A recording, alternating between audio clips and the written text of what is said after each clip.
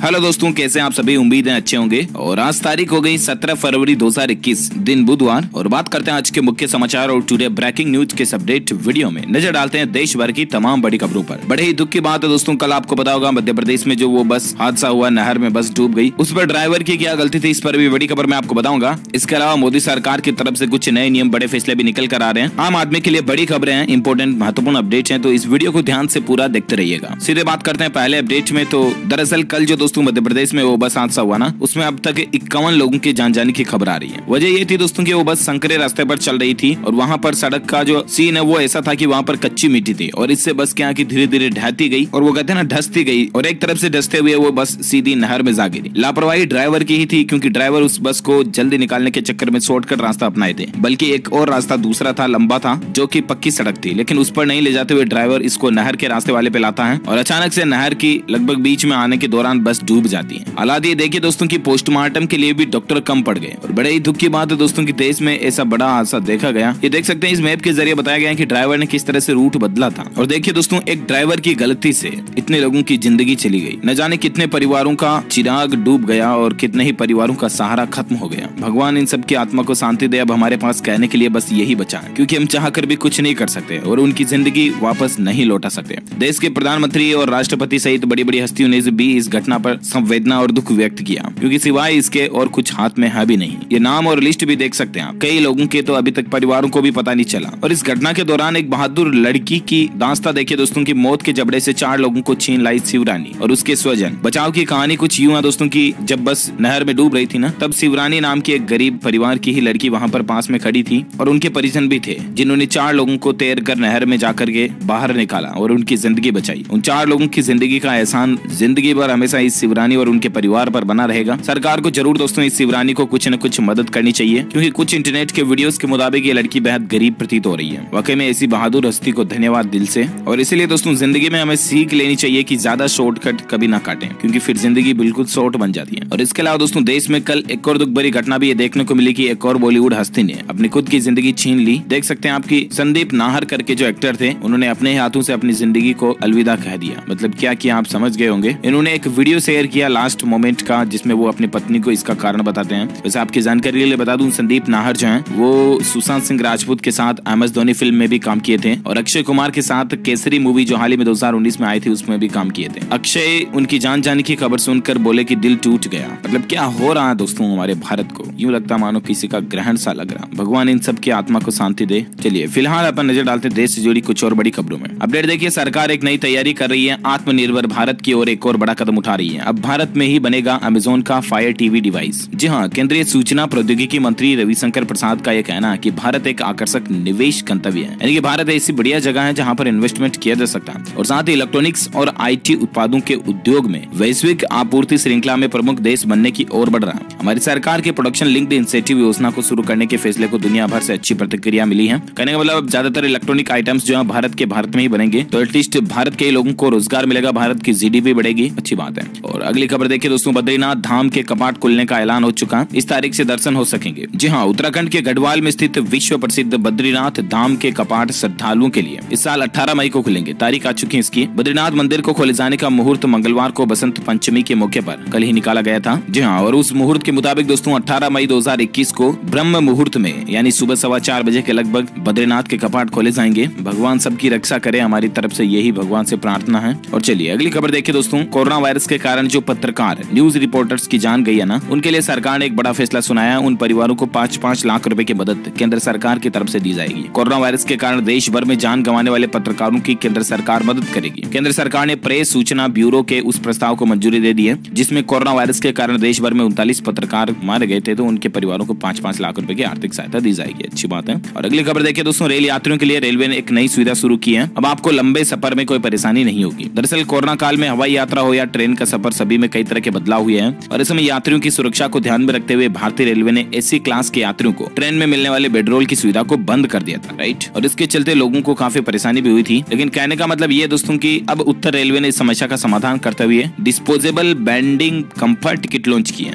नई Delhi railway station पर सोमवार को इस किट की बिक्री भी शुरू कर दी गई है। कहने का मतलब कि यूज एंड थ्रो का रेस्ट किट आपको मिल जाएगा, जैसे कि तकिया, कंबल, बेड वगैरह ऐसा। तो ये रेलवे की अच्छी पहल है। और अगली खबर देखिए दोस्तों, कहीं आपका फास्टैग भी नकली तो नहीं। NHAI यानी कि national highway authority of India जो है उसने एक चेतावनी जारी की है। आजकल आपको पता होगा कि 15 फरवरी के बाद से हमारे देश में फास्टैग कंपलसरी यानी अनिवार्य हो चुका है और लोगों में फास्टैग बनवाने की होड़ सी मची हुई है, काफी जल्दी कर रहे हैं इस काम को। लेकिन इसी बीच आपको सावधान हो जाना चाहिए क्योंकि देश में कई जालसाज जो है ना वो नकली फास्टैग बेच रहे हैं। खुद NHAI ने लोगों को चेतावनी जारी की है। नकली फास्टैग जो कि दिखने में बिल्कुल असली जैसे लगते हैं, ये नकली फास्टैग टोल प्लाजा पर काम नहीं करेंगे और इससे आप टोल प्लाजा पार भी नहीं कर पाएंगे, आप वहीं रुक सकते हैं। और ऐसे में कहने का मतलब ये है कि आप जब भी कोई फास्टैग बनवाएं ना दोस्तों, तो आजकल लगभग सभी बैंक भी ये सुविधा देते हैं, तो या तो आप बैंक के जरिए ही फास्टैग बनवाएं। ऐसे कोई प्राइवेट एजेंटों के जरिए बनाए तो आपको जो अगर बिलीव है कंप्लीटली कि हाँ यार ये बंदा सही है, तो ही एजेंट के जरिए बनाए, वरना अननोन एजेंट जो है वो आपको ठग सकता है, आपके साथ जालसाज हो सकती है। और या फिर आप फास्टैग की ऑफिशियल पोर्टल के जरिए फास्टैग खरीद सकते हैं, ठीक है ना। चलिए साथ ही अगली खबर दोस्तों, ICICI बैंक दे रहा सस्ते में हवाई सफर करने का भी मौका। 1200 रुपए की छूट मिलेगी अगर आप ICICI बैंक के जरिए अपना एयरपोर्ट से एयर का टिकट बुक करते हो ना, तो ICICI नेट बैंकिंग का इस्तेमाल करने पर आपको घरेलू उड़ानों पर अधिकतम 1200 रुपए का डिस्काउंट मिल रहा है। यात्रा के साथ ICICI ने एक साझेदारी की है, ये देख सकते हैं आप डिटेल भी। अच्छा दोस्तों, जब बैंक की बात हो रही है ना, तो SBI की तरफ से भी एक ऑफर है। देखिए कि इस नंबर पर मिस्ड कॉल दीजिए और SBI आपको सबसे सस्ता लोन देगा। कहने का मतलब SBI से लोन लेने के लिए SBI ने एक नई सुविधा शुरू की है। हाल ही में भारतीय स्टेट बैंक की तरफ से ट्वीट करके बात की जानकारी दी है। अगर आप SBI से लोन वगैरह लेना चाहते हैं तो इसकी जानकारी अब आपको आपके मोबाइल पर मिल जाएगी। बैंक जाकर के आपको डिस्कस करने की भी जरूरत नहीं है, सिर्फ आपको इस नंबर पर मिस कॉल देना है। नंबर आप देख पा रहे 7208933142। इस नंबर पर जैसे आप मिस कॉल दोगे ना, बैंक की ओर से आपको खुद बैंक का कॉल आएगा और आपको आपके लोन के बारे में जानकारी समझा दी जाएगी। तो ये नई सुविधा है बैंक की तरफ से, या आप टोल फ्री नंबर पर कॉल भी कर सकते हैं लोन के बारे में ज्यादा जानकारी के लिए 1800112211। इस नंबर पर कॉल भी कर सकते हैं। ओके, चलिए साथ ही अगली खबर है दोस्तों, परीक्षार्थियों के लिए यानी कि स्टूडेंट्स के लिए जिनके एग्जाम होने वाले हैं उनके लिए मार्च में लगेगी PM मोदी की क्लास। छात्रों के चयन की प्रक्रिया भी जल्दी शुरू होगी। दरअसल बोर्ड परीक्षाओं की तारीखों के ऐलान के साथ ही इनमें शामिल होने वाले छात्रों को प्रधानमंत्री नरेंद्र मोदी की लगने वाली विशेष क्लास का भी इंतजार शुरू हो जाता है। इस साल ये विशेष क्लास मार्च के तीसरे या चौथे सप्ताह में रखी जाएगी। इसकी तैयारियां शुरू हो गई हैं और छात्रों की चयन प्रक्रिया 1-2 दिन में शुरू हो जाएगी। कोरोना संक्रमण के खतरे को देखते हुए इस बार PM मोदी जो परीक्षा पे चर्चा के इस कार्यक्रम को ऑनलाइन ही आयोजित करने की रणनीति बनाए हैं। यानी कि हर साल जो परीक्षा पे चर्चा होती है ना, उसका मैटर मार्च में होगी। इस बार परीक्षा पे चर्चा लेकिन ऑनलाइन ही रखी जाएगी। चलिए साथ ही अगली खबर है, स्पैम कॉल फाइनेंशियल क्राइम को रोकने के लिए खास यूनिट बना रही है सरकार, अपराधी जाएंगे जेल। दरअसल आपको पता होगा बहुत बार ऐसी घटनाएं आपने सुनी होगी, देखी होगी, भगवान ना करे आपके साथ भी ऐसी हुई हो। कैसी घटनाएं? बहुत बार ऐसे लोगों को हर किसी का कॉल आता है, यार मैं बैंक मैनेजर बोल रहा हूँ, मैं ATM कार्ड मैनेजर बोल रहा हूँ, या मैं फोन पे कस्टमर केयर बोल रहा हूँ, फलाना टीम का जानकारी दो मेरे को, आपके फोन पे में बैलेंस आया है, ऑफर आया, टीम का फूला पेटीएम पे ऑफर आया वगैरह वगैरह। और लोगों को बहला फुसला करके वो उनसे उनकी पर्सनल डिटेल्स लेते हैं और फिर आपके खाते से, बैंक खाते से या उन लोगों के खाते से पैसे उड़ा दिए जाते हैं। राइट, ऐसे फाइनेंशियल क्राइम भी बहुत ज्यादा हो रहे हैं, साइबर क्राइम जो कि स्पैम कॉल के जरिए होते हैं। वो नंबर फिर स्पैम में चले जाते हैं कि वो फोन कहां से आया, किसके नाम पे थे वगैरह वगैरह, क्योंकि फर्जी नंबर होते हैं। तो ऐसे ही अवांछित कॉल की समस्या पर, या बहुत बार ऐसे प्रमोशन कॉल्स भी आते हैं कि फ्री में ये चीज हो रही है, फ्री में ये कंपनी ये दे रही है, फायदा लें वगैरह वगैरह। तो ऐसे प्रमोशन और अवांछित कॉल की समस्या पर लगाम लगाने के लिए एक खुफिया इकाई और ग्राहक संरक्षण प्रणाली स्थापित करने की प्लानिंग बना रही है सरकार, और साथ ही दूरसंचार संसाधनों का उपयोग कर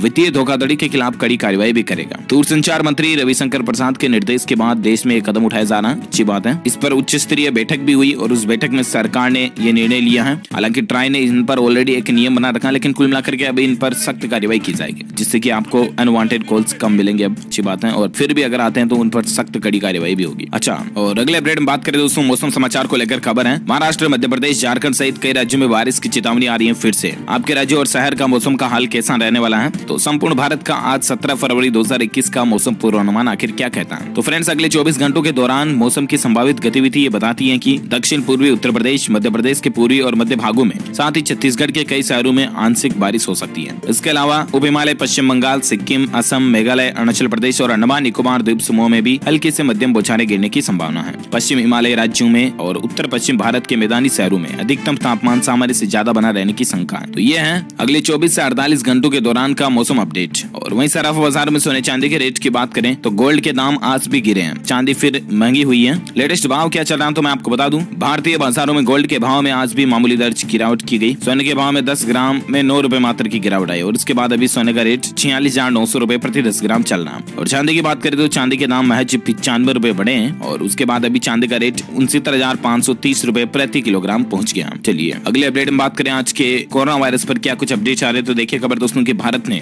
अब तक एक तो 24 देशों को कोरोना की वैक्सीन भेजी है और इसके अलावा देश में कुल 87 लाख से भी ज्यादा लोगों को वैक्सीन यानी कि टीकाकरण का डोज दिया गया। मतलब भारत में वैक्सीनेशन टीकाकरण का प्लान जोरों शोरों से चल रहा है। ऑफिशियली स्वास्थ्य मंत्रालय की तरफ से जारी डेटा के मुताबिक ये आंकड़ा है। और भारत की दयालुता देखिए दोस्तों की दुनिया के तकरीबन 24 देशों को भारत ने वैक्सीन भी सौंपी है। मतलब ऐसा नहीं कि भारत ने वैक्सीन बनाई तो भारत अकेला इसको काम में ले रहा। यही तो भारत की उदारता और दयालुता है। और इसके अलावा कोरोना पर और एक खबर देखिए दोस्तों की WHO ने भी भारत की इस वैक्सीन को इजाजत दे दी है। अब पूरी दुनिया में ये वैक्सीन इस्तेमाल हो सकेगी। कौन सी वैक्सीन? तो दरअसल सीरम इंस्टीट्यूट की जो कोरोना वैक्सीन है ना, वो अब दुनिया भर में लगाई जाएगी। WHO ने इसके आपात इस्तेमाल को मंजूरी दी है। जी हाँ, WHO ने कल ही एक बयान जारी करते हुए कहा कि ऑक्सफोर्ड एस्ट्राजेनेका की वैक्सीन के 2 संस्करणों को आपात इस्तेमाल के लिए मंजूरी दी गई है ताकि दुनिया भर में कोवैक्स के तहत टीकाकरण को आगे बढ़ाया जा सके। कोवैक्स जो सीरम इंस्टीट्यूट ऑफ इंडिया की तरफ से जो बनाने वाली कोरोना वैक्सीन कोविशील्ड है, उसके इस्तेमाल को अब दुनिया भर में मंजूरी मिल चुकी है। ये भी अच्छी बात है, राहत की बात है। साथ ही कोरोना वायरस पर वैज्ञानिकों की एक रिसर्च में इस बात का भी पता चला कि कोरोना के इलाज में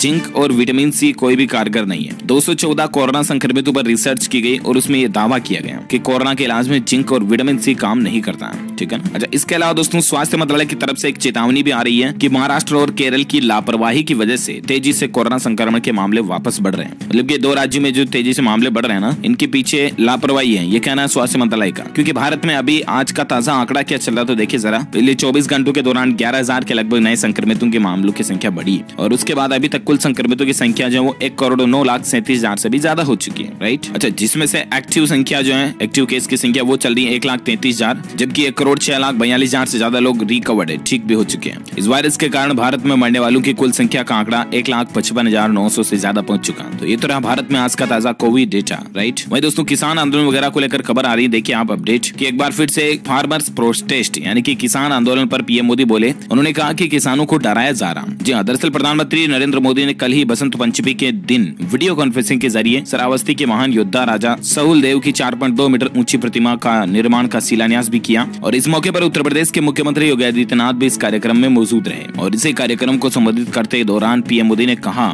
सबसे पहले तो उन्होंने कहा कि बसंत पंचमी की आप सभी को बहुत बहुत मंगल कामनाएं, शुभकामनाएं। माँ सरस्वती भारत के ज्ञान विज्ञान को और समृद्ध करें। इसके अलावा दोस्तों कृषि कानूनों को लेकर भी पीएम मोदी ने कहा कि नए कृषि कानूनों के जरिए छोटे किसानों को लाभ होगा और कई जगहों पर किसानों को लाभ होने भी लगा। कानूनों को लेकर दुष्प्रचार किया जा रहा और किसानों को हराया जा रहा, ये उनका कहना है। अच्छा, इसके अलावा और खबर देखिए कि किसानों को भाई contract farming centre for excellence के तहत रखी गई नींव। कॉन्ट्रैक्ट फार्मिंग किसान भाई लोग जो ज्यादा कर रहे हैं। अब एक तरफ देश में जहां नए कृषि कानूनों के विरोध के नाम पर राजनीति हो रही है, वहीं दूसरी तरफ कॉन्ट्रैक्ट फार्मिंग किसानों को अच्छी लग रही है। उत्तर प्रदेश के गाजीपुर में भी कॉन्ट्रैक्ट फार्मिंग की नींव रखी गई। अब ये क्या होती है कॉन्ट्रैक्ट फार्मिंग वगैरह, तो इसकी जानकारी ज्यादा आप स्क्रीन पर देख सकते हैं। इससे युवाओं को रोजगार मिलेगा वगैरह वगैरह। अच्छा, साथ ही अगली खबर देखिए दोस्तों की किसान आंदोलन पर ही अपडेट है। मीरठ में 28 फरवरी को किसान महापंचायत को संबोधित करेंगे दिल्ली के मुख्यमंत्री अरविंद केजरीवाल। जी हाँ, दरअसल आपको पता होगा कि आम आदमी पार्टी आप ने भी नए कृषि कानूनों का विरोध कर रहे किसानों का जोरों शोरों से समर्थन किया है। राइट। और अब गौरतलब है कि दिल्ली के मुख्यमंत्री अरविंद केजरीवाल जो है 2 बार दिल्ली के सिंधु बॉर्डर का दौरा भी कर चुके हैं और अब वो प्लान बना रहे दोस्तों की 28 फरवरी को मेरठ में एक किसान महापंचायत को भी संबोधित करेंगे। और आम आदमी पार्टी ने सोमवार को इस बारे में जानकारी दी है, आप देख सकते हैं। चलिए अब नजर डालते देश से जुड़ी कुछ और बड़ी खबरों में। टेक्नोलॉजी को लेकर अपडेट देखिए दोस्तों कि एप्पल आईफोन 13 जो है उसमें ऑलवेज ऑन डिस्प्ले फीचर आपको देखने को मिल सकता है। अंदरूनी खबरें आ रही है, हालांकि ऑफिशियल अपडेट नहीं है। ये देखते हैं आईफोन 13 की लॉन्चिंग में आपको क्या क्या नए अपडेट देखने को मिलते हैं, मैं आपको बता दूंगा। और एक खबर देखिए, पहली बार भगवत गीता, पीएम मोदी की फोटो और 25,000 लोगों के नाम वाली सैटेलाइट को लॉन्च करेगा इसरो। जी हाँ, इसरो यानी कि भारतीय अंतरिक्ष अनुसंधान संगठन जो है वो एक ऐसी सैटेलाइट को लॉन्च करने वाला है जो कि अपने साथ भगवत गीता, प्रधानमंत्री नरेंद्र मोदी की फोटो और 25,000 लोगों के नाम लेकर अंतरिक्ष में जाएगी। ये देश के इतिहास में पहली बार होगा जब इस तरह से सैटेलाइट को लॉन्च किया जाएगा। भारत के इस स्पेस मिशन की खास बात ये होगी दोस्तों कि इसे भारतीय स्टार्टअप ने आत्मनिर्भर भारत अभियान के तहत तैयार किया। कहने का मतलब कि ये सैटेलाइट पूरी तरह से हमारे इंडिया में ही तैयार हुआ है। इस नैनो सैटेलाइट को polar satellite launch vehicle PSLV द्वारा छोड़ा जाएगा। तो ये वाकई में इसरो की नई प्लानिंग चल रही है, अच्छी बात है। और साथ ही अगली खबर देखिए आप, बिटकॉइन जो है दोस्तों उसका वैल्यूएशन रिकॉर्ड तोड़ रहा है। पहली बार बिटकॉइन $50,000 के पार पहुंच चुका है। $50,000 यानी कि तकरीबन इंडियन रुपीस की बात करें तो 36,41,40,000 से भी ज्यादा अभी एक बिटकॉइन की रेट हो चुकी है। अच्छा, साथ ही खबर देखिए, पेट्रोल डीजल की बढ़ती कीमतों के बीच मेघालय राज्य ने घटाए दाम। जी हाँ, दरअसल पेट्रोल डीजल की बढ़ती कीमतों के बीच एक राज्य ऐसा भी है जहाँ पेट्रोल डीजल की कीमतें घटाई गई है। हम बात करें मेघालय राज्य सरकार की तरफ से पेट्रोल और डीजल पर वेट टैक्स को घटाया गया। इससे ईंधनों की खुदरा कीमत में 5 रुपए प्रति लीटर से ज्यादा की कमी आएगी। इससे पहले आपको पता होगा, हाल ही में कुछ दिन पहले असम राज्य सरकार ने भी लोगों को राहत देते हुए 12 तारीख को पेट्रोल डीजल पर अतिरिक्त टैक्स को वापस ले लिया था, जिससे असम में भी पेट्रोल 5 रुपए सस्ता हुआ था और अब मेघालय राज्य में भी पेट्रोल सस्ता होगा।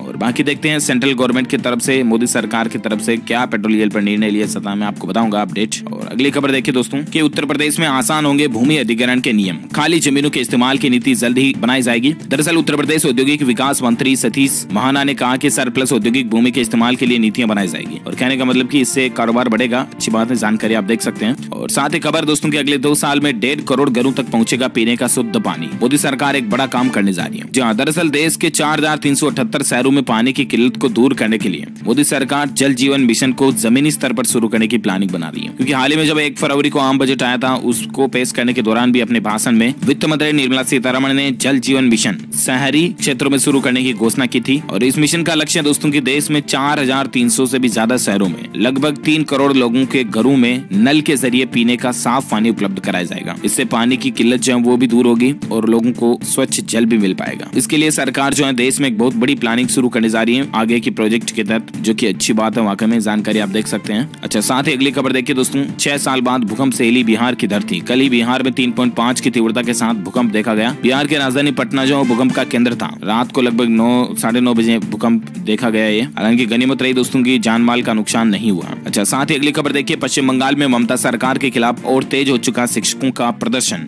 ये तस्वीरें भी आप देख सकते हैं किस तरह से पश्चिम बंगाल राज्य में जो शिक्षक भाई लोग हैं वो पश्चिम बंगाल के मुख्यमंत्री ममता बनर्जी के खिलाफ प्रदर्शन कर रहे हैं। उनके आवास के निकट ही नहर में खड़े होकर के नारे भी लगा रहे हैं। जी हाँ, अधिकारियों ने बताया दोस्तों कि सरकारी विद्यालयों में अनुबंध पर भर्ती शिक्षकों का एक समूह अपने हाथों में तख्तियां लेकर बनर्जी के आवास के सामने स्थित नहर में खड़ा हो गया। ये बेहद कड़ी सुरक्षा वाला इलाका। हालांकि देखिए दोस्तों, कुल मिलाकर के पश्चिम बंगाल में भी सभी लोग जो है संतुष्ट नहीं है राज्य सरकारों से, कुछ हालात चल रहे हैं। और बाकी खेल समाचार को लेकर अपडेट है। विराट ने की धोनी की बराबरी, घर में भारत को 21वें टेस्ट में जीत दिलाई। विदेश में पहले ही तोड़ चुके हैं गांगुली का रिकॉर्ड। ये कुछ मैच का स्कोर और आंकड़ा भी आप स्क्रीन पर देख सकते हैं। रन के लिहाज से भारत की टॉप 6 जीत में 5 विराट की कप्तानी में मिली है। दरअसल भारतीय टीम ने दूसरे टेस्ट मैच में इंग्लैंड पर 317 रन से रिकॉर्ड तोड़ जीत हासिल की है। ये विराट कोहली की कप्तानी में भारतीय टीम की ओवरऑल 34वीं और घरेलू मैदान पर 21वीं जीत है। और अब विराट ने घर में सबसे ज्यादा जीत हासिल करने वाले मामले में महेंद्र सिंह धोनी के रिकॉर्ड की बराबरी भी कर ली है। अगर आप भी दोस्तों क्रिकेट के फैंस हैं तो इस वीडियो पर एक लाइक जरूर ठोकिएगा। और वैसे आपका सबसे पसंदीदा फेवरेट क्रिकेटर खिलाड़ी कौन है, आप मुझे नीचे कमेंट करके जरूर बताइएगा। और बाकी क्रिकेट फैन होने के नाते एक लाइक तो बनता है यार, फटाफट से लाइक ठोक दीजिए टीम इंडिया के लिए। और अपन सीधा आगे बढ़ते हैं। अगली खबर देखिए दोस्तों, इंडियन आर्मी के लिए बड़ी ही खुशी की बात है कि एस्ट्रा मार्क 2 मिसाइल बनाई जा रही है, जो कि बिना बॉर्डर पार किए दुश्मन के इलाके को ध्वस्त कर देगा ये ब्रह्मास्त्र। जहाँ दरअसल पेंगोंग इलाके में चीन के पीछे हटने के बावजूद भारत जो है वो सरहद की सुरक्षा पर कोई ढिलाई देने के मूड में नहीं है। चीन और पाकिस्तान की दोहरी चुनौतियों से निपटने के लिए भारत हवा में वार करने वाली अस्त्र मार्क 2 मिसाइल का परीक्षण शुरू करने जा रहा है। इस मिसाइल के बनने के बाद भारत जो है वो बिना दुश्मन की सीमा में घुसे उस पर वार कर सकेगा। 160 किलोमीटर इसकी रेंज होगी अस्त्र मिसाइल मार्क 2 की। और सबसे अच्छी बात है कि भारत में ही बनाई जा रही है, तो अच्छी गौरव की बात है हमारी इंडियन आर्मी के लिए और हम सभी भारतीयों के लिए भी। और अगली खबर देखिए दोस्तों की सरकार ने सुप्रीम कोर्ट से कहा OTT प्लेटफॉर्म के रेगुलेशन के लिए उठाए जाएंगे कुछ कदम। हालांकि सुप्रीम कोर्ट ने केंद्र सरकार से 6 सप्ताहों में जवाब भी मांगा। दरअसल ये जो OTT प्लेटफॉर्म है ना, नेटफ्लिक्स, अमेजॉन प्राइम, उल्लू, अल्ट बालाजी, कई सारे ऐसे जो OTT प्लेटफॉर्म है जिन पर आप प्रीमियम कंटेंट वीडियोस के रूप में देख सकते हैं, राइट। हालांकि फिल्मों वगैरह की जो रिलीजिंग होती है दोस्तों जब भी थिएटर वगैरह में, तो उन पर सेंसर बोर्ड के नियम कानून कायदे लागू होते हैं। लेकिन अभी तक क्या है कि OTT प्लेटफॉर्म पर कोई भी कंटेंट शेयरिंग का गवर्नमेंट की तरफ से ऑफिशियली कानून कायदा नहीं है। और इसके चलते लोगों का ये आरोप है कि कुछ गलत तरह की वेब सीरीज वगैरह और गलत कंटेंट जो है वो आता है इन OTT प्लेटफॉर्म पर, जैसे कि मिर्जापुर वगैरह हाल ही में आपने सीरीज देखी होगी जिस पर भी काफी बवाल बना। तो अब ऐसे में सरकार जो है इन प्लेटफॉर्म के लिए सख्त कानून बनाने की तैयारी में है। सुप्रीम कोर्ट ने 6 सप्ताह में जवाब भी मांगा। देखते हैं क्या अपडेट आता है, आगे मैं आपको बता दूंगा। और बाकी मीडिया में ऐसी खबर चली दोस्तों दोस्तों कि 6 करोड़ पीएफ खाताधारकों को झटका लग सकता है, क्योंकि 4 मार्च को इस पर फैसला होगा। पीएफ का ब्याज कम हो सकता है। हालांकि 4 मार्च को क्या अपडेट आता सप्ताह में चल रहा है, अभी तक कंफर्म अपडेट नहीं है। 4 मार्च को अगर सरकार पीएफ पर ब्याज बढ़ाती है या घटाती है, जो कोई भी खबर आएगी मैं आपको बता दूंगा DLS न्यूज के ऊपर। ओके, फिलहाल दोस्तों आज के दिन भर की खबरों में बस इतना ही। इस वीडियो को लाइक जरूर करना, शेयर भी करना अपने दोस्तों के साथ फेसबुक और व्हाट्सएप पर। और आप मुझे नीचे कमेंट करके जरूर बताना दोस्तों कि आपका सबसे फेवरेट क्रिकेटर खिलाड़ी कौन है टीम इंडिया का, कमेंट में बताइए। और इस वीडियो को लाइक करना, शेयर भी करना और DLS न्यूज चैनल को सब्सक्राइब करके बेल आइकन भी जरूर दबा देना, ताकि आपको रोजाना के ताजा अपडेट्स तुरंत आपके मोबाइल पर मिलते रहेंगे। Thank you, take care, good bye, जय हिंद, जय भारत, वंदे मातरम।